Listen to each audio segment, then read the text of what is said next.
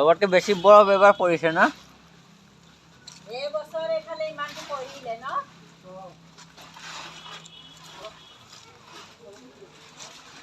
Line আৰু এসপ্তাহ কাৰণে নাহে আৰু।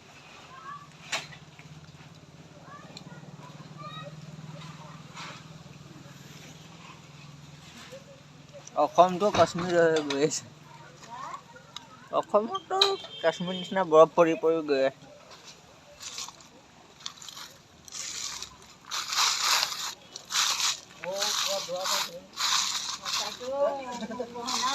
দুৱাই কৰিব লাগে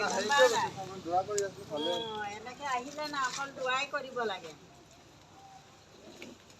আৰু মতা মানুহ ওলাব নালাগে মাইকী মানুহ ওলাব লাগে